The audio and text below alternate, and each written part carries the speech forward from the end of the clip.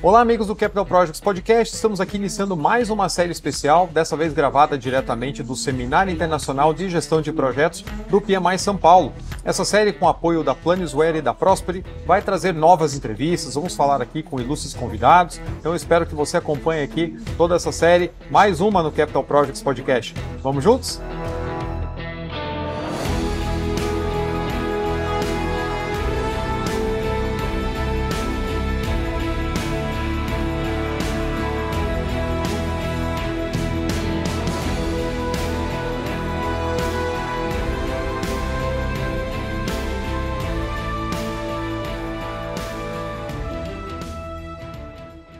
Seguindo com as nossas conversas aqui do Capital Projects Podcast, diretamente do Seminário Internacional de Gerenciamento de Projetos do PMI São Paulo, a gente vai entrar agora num ramo extremamente importante que tem muitas oportunidades, que são projetos na área de saúde envolvendo saúde e tecnologia.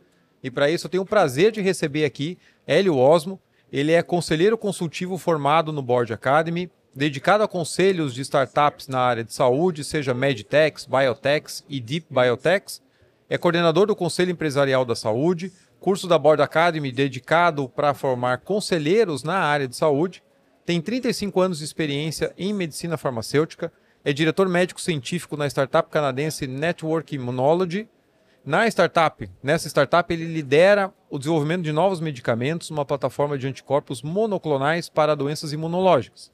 Como CEO fundador da Science and Strategy, é consultor para indústrias farmacêuticas baseadas em uma perspectiva científica e estratégica, apoiando o lançamento de produtos inovadores em infectologia, neurologia, doenças raras e nutrição clínica. Hélio, seja muito bem-vindo ao Capital Projects Podcast. Muito obrigado.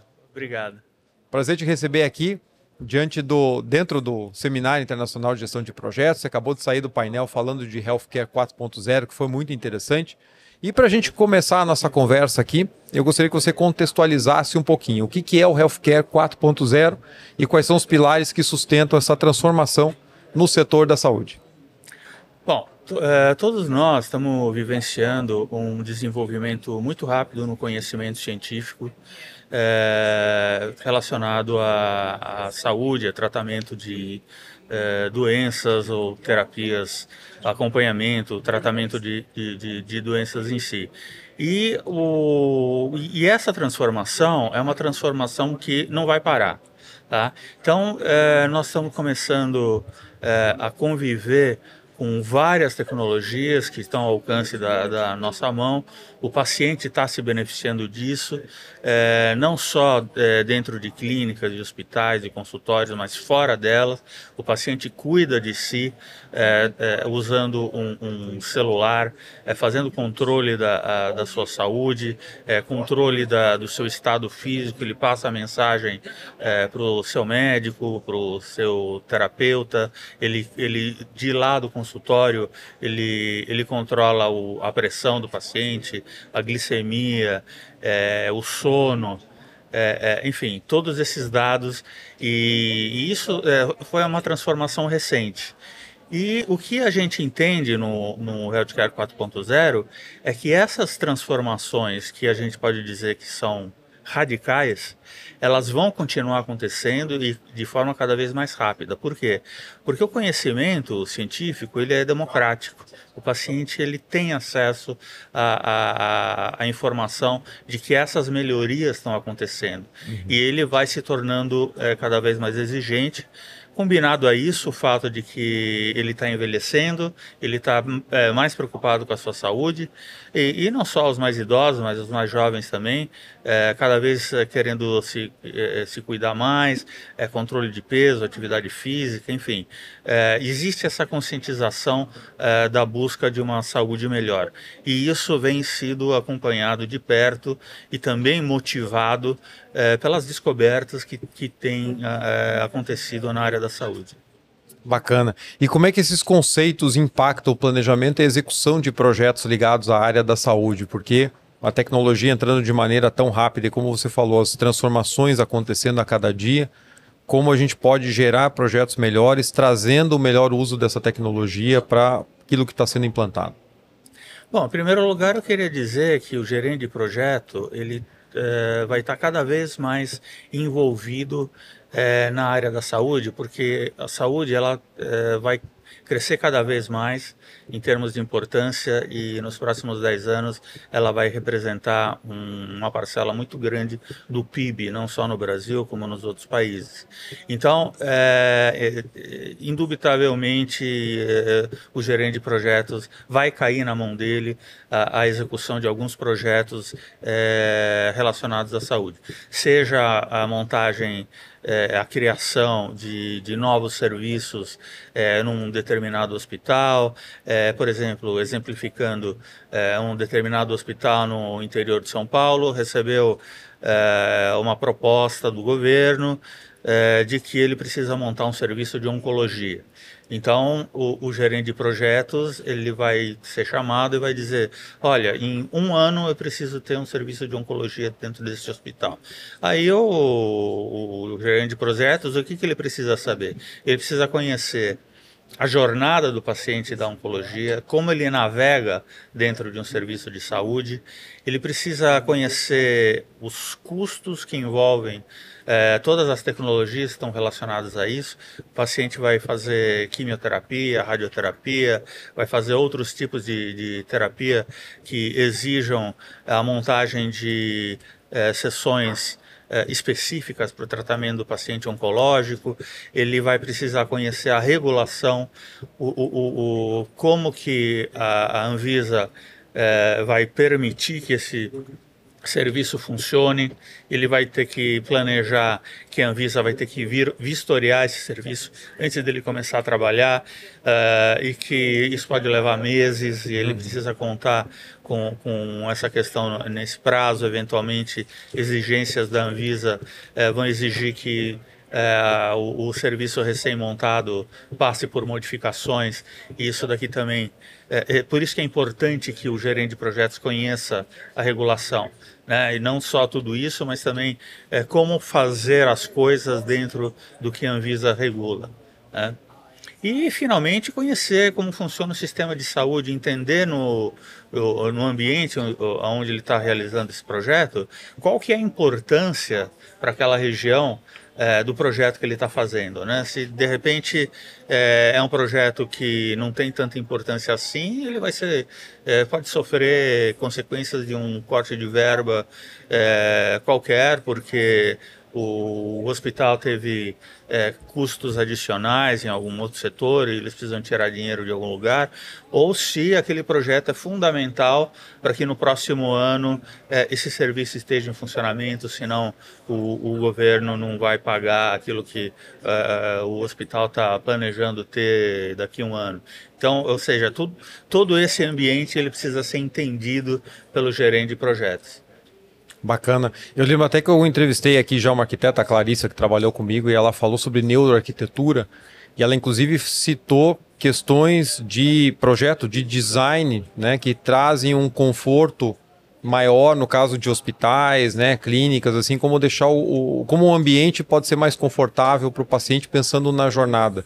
Então, Sem desde dúvida. o prédio até a tecnologia que vai ser utilizada.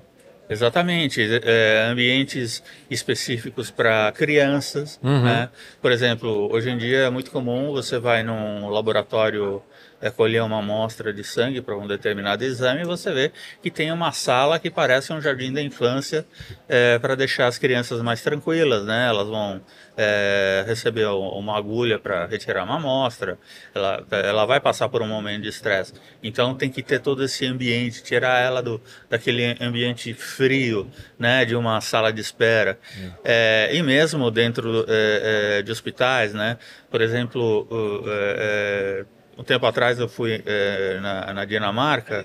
Lá na Dinamarca, a empresa, uma das empresas mais importantes da Dinamarca, que é a Lego, ela investe muito na montagem de ambientes de hospitais nas áreas de pediatria. Olha. Então, existe todo um trabalho nesse sentido que é muito interessante.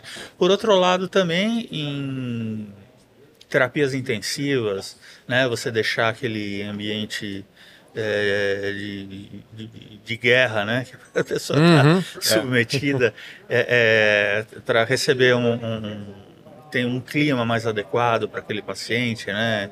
Uma cama mais confortável, um assoalho mais seguro para que ele não tenha uma queda, o banheiro desenhado especificamente para um paciente que está com um soro na veia, o banho, né, a cadeira específica para ele tomar banho, né, os lugares para ele se segurar, para ele não cair dentro do banheiro, ou na área da internação também, você pintar as paredes com cores mais suaves, né? Uma cor que não tenha tanto brilho, onde o paciente possa se sentir mais confortável. Bacana. E em termos de tecnologia, né, que acho que é a alavanca aí do Healthcare 4.0, o que você vê de mais emergente e que está causando maiores transformações na medicina como ela é hoje e como você enxerga esse cenário aí de curto prazo? Bom, as tecnologias, elas vão desde as mais baratas até as muito caras. Tá? Então, elas precisam ser adequadas naquele ambiente que ela vai ser utilizada.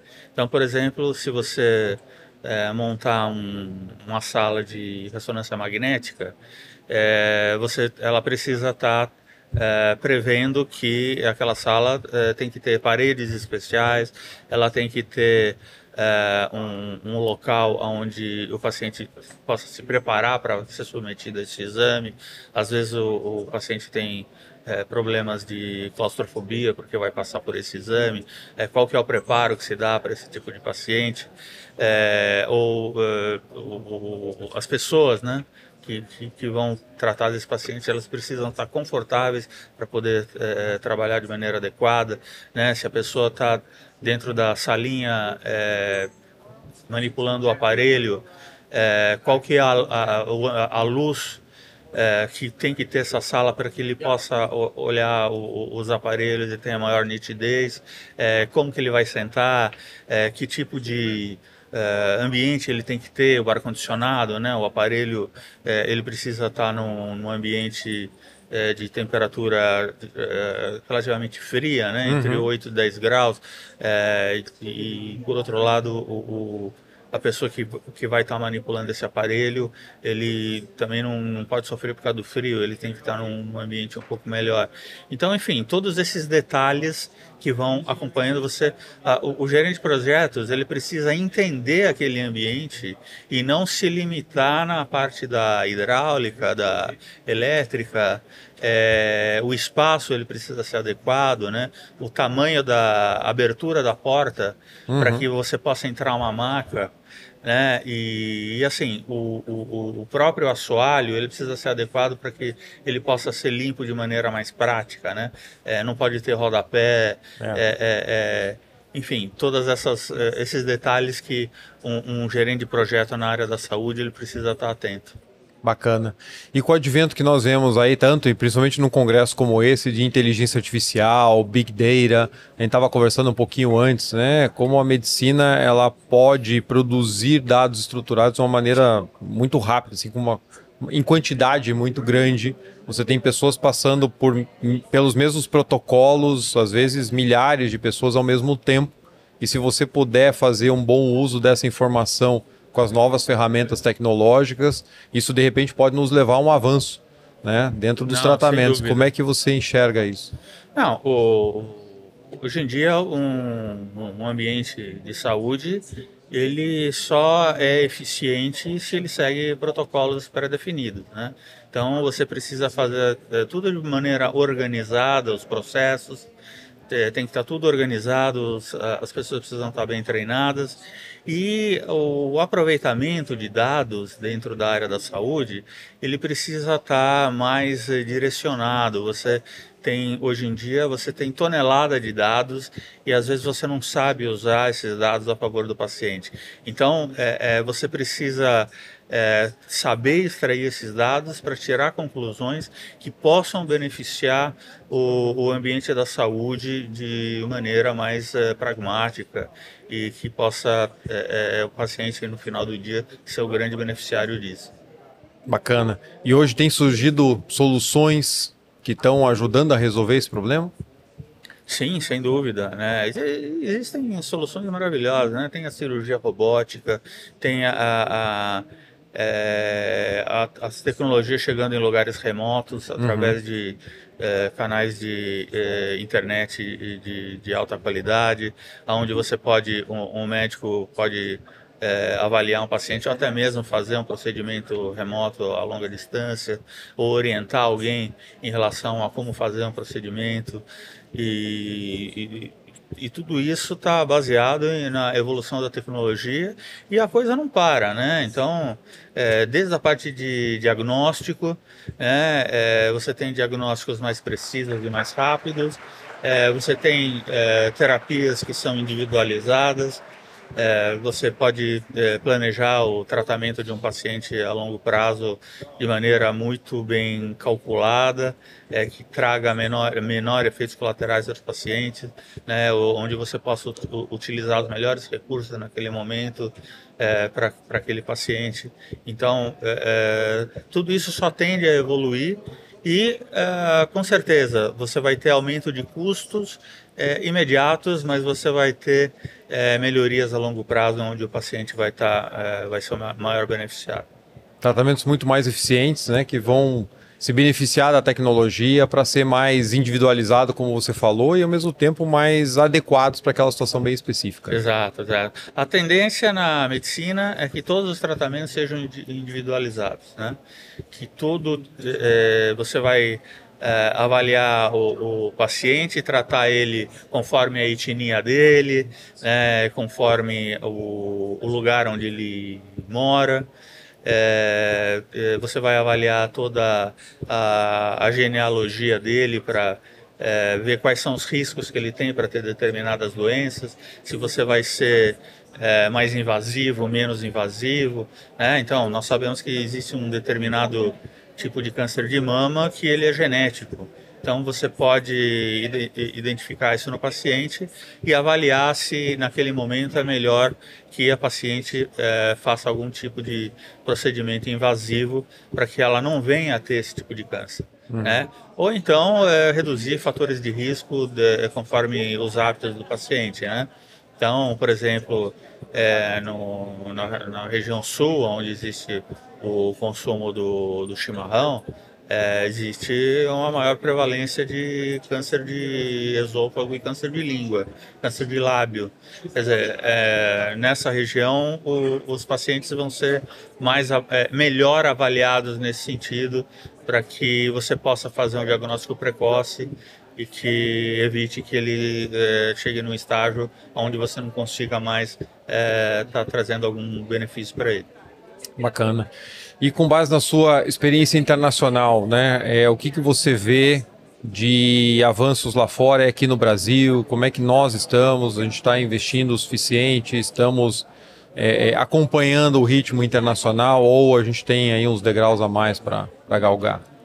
Não, o Brasil sempre tem o problema do custo, uma população muito grande, onde a nossa Constituição diz que todos têm os mesmos direitos a serem tratados, ou seja, o paciente mais pobre, tanto o paciente mais pobre como o mais rico, ele tem direito ao mesmo tipo de tratamento e avanço tecnológico. Então a grande equação é como oferecer para todo mundo esse mesmo avanço tecnológico. Essa é o grande problema de hoje.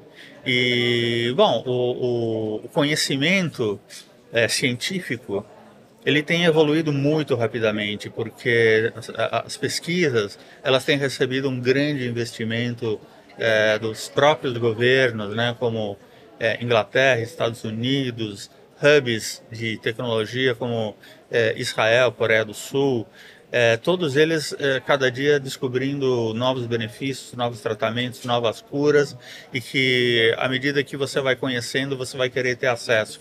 E o grande desafio o Brasil é um lugar ainda distante fisicamente, embora a informação chegue com essa mesma velocidade, e por outro lado você tem o problema do custo, de você ter acesso e que você invariavelmente vai precisar de alguém que pague pelo teu tratamento, porque hoje em dia os tratamentos mais avançados ninguém consegue pagar do próprio bolso. Uhum.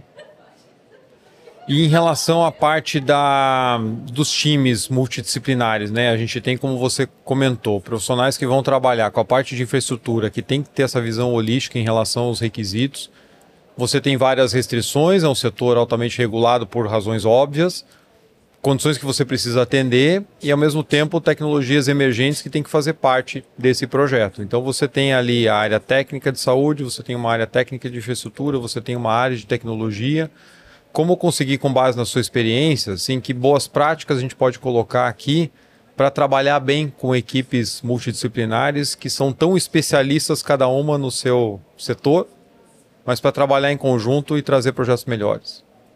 Bom, hoje em dia ninguém mais discute que não existe alguém que saiba tudo, né? Uhum. Então, seja ele médico, enfermeiro, gestor, engenheiro, arquiteto, cada um tem a profundidade do seu conhecimento. A grande dificuldade passa a ser como conviver, né? Então, pessoas de conhecimento diferente, tendo o mesmo problema, mas que precisam conviver de forma adequada para que no final do dia eles possam trazer o resultado esperado, né? Então tem um fator humano aí muito grande, né? Se hoje não se discute mais a importância da multidisciplinaridade, se discute, por outro lado, a questão da convivência entre as pessoas, né? Uma convivência saudável, onde as pessoas entendam que eles estão ali por uma necessidade maior, que é o benefício do paciente. Bacana. E você, na tua formação de conselheiros para a área, no contato com tantos executivos, o que costuma mais tirar o sono dos executivos em relação a isso? Bom, se o grande problema de todas as empresas é a governança, na área da saúde você pode multiplicar isso por 10. Olha. Porque as pessoas na área da saúde estão sempre pensando a curto prazo, assim como nas empresas. O problema é que pensar a curto prazo você coloca em risco a saúde da empresa. Uhum. Tá? Porque, principalmente quando você está trabalhando em saúde, o conselheiro ele precisa trazer muito a questão da inovação na discussão, porque a concorrência ela vai estar pensando em inovação, e se você não discutir inovação, você vai ficar para trás num curto espaço de tempo. E você reduzir... o maior problema de uma má governança é você ter desperdício. Tá? Então, você tem os desperdícios que são muito mais custosos, o dinheiro que você perde com desperdício, você deixa de usar no investimento de melhorias físicas dentro do hospital, treinamento dentro de um hospital, de uma clínica, e também os gestores, os grandes gestores e diretores dos hospitais, eles estão preocupados em resolver problemas de curto prazo. Eles não conseguem subir um degrau e olhar para frente e fazer um plano estratégico, um plano de negócio de 5 anos, por exemplo, discutindo como que vai ser esse hospital daqui a 5 anos. Quer dizer, ele não consegue. Eu duvido que algum hospital hoje, a não ser raras exceções, que consiga fazer um planejamento de 5 anos.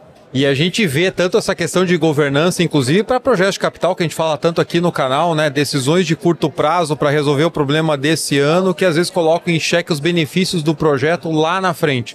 A correria por não planejar, no nosso caso, né? Pular aí os estágios de FEL, atropelar a aprovação do projeto, porque o importante é ir para a obra e depois os desvios acabam acontecendo. Muito bacana.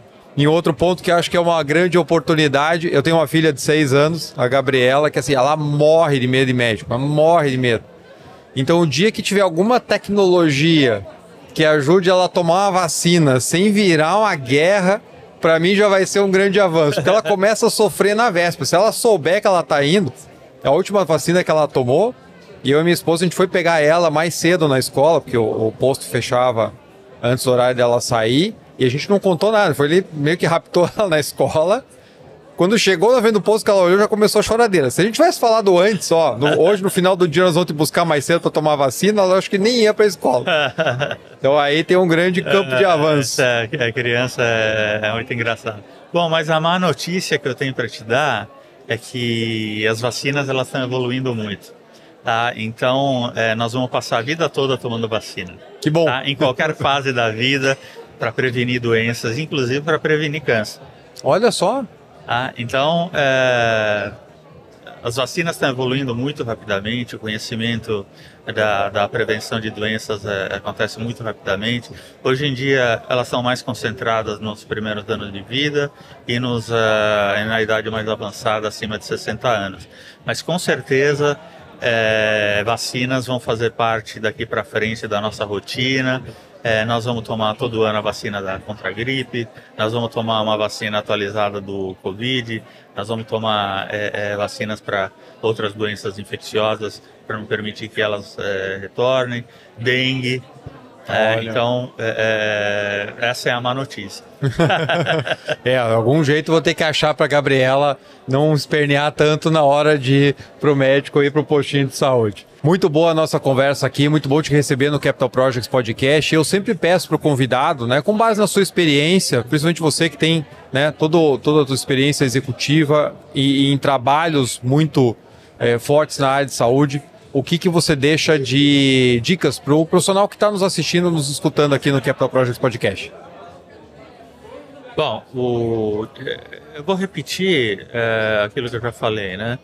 O avanço da tecnologia vai obrigar a gente a se reinventar. Tá? Periodicamente, nós vamos deixar de fazer uma rotina de trabalho que a gente tem hoje. Provavelmente não vai ser assim daqui 3 anos. E muitas vezes isso daqui pode se repetir num curto espaço de tempo. Então, aceitar que a nossa rotina de trabalho vai mudar por causa da tecnologia,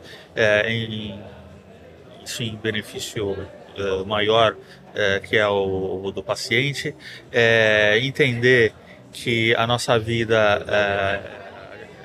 ela vai sempre estar em modificações, não só naquilo que a gente trata como lazer, ou como o nosso dia a dia, o nosso transporte, o nosso bem-estar, mas principalmente para a nossa saúde. Tá? Então, o autocuidado já faz parte da nossa vida, em todas as idades a gente tem ferramentas para melhorar o nosso autocuidado, isso é muito importante, e as coisas vão continuar evoluindo muito rapidamente. Que bom. Isso mostra que nós temos várias oportunidades para todos os profissionais. Exatamente. Olha que bacana, pessoal, né? Como a tecnologia nos mais variados ramos da indústria abre oportunidades para projetos, traz novos requisitos e que nós precisamos estar sempre atualizados e com uma visão bastante ampla dos objetivos finais que nós queremos atingir, porque assim a gente consegue aproveitar o melhor de cada membro da nossa equipe multidisciplinar. Espero que você tenha curtido esse papo aqui tanto quanto eu. Não deixe de curtir o nosso episódio aqui, seguir o canal e também eu te convido a se tornar membro do Capital Projects Podcast, assim suportando o programa para que a gente possa seguir adiante aí agora rumo ao 4º ano, fechar o 4º ano, né, do nosso canal. Essa iniciativa aqui, essa gravação diretamente do Seminário Internacional de Gerenciamento de Projetos do PMI Paraná é um apoio da Planisware e da Prosper, que são parceiros de longa data aqui do Capital Projects Podcast. Eu espero você no próximo episódio. Vamos juntos?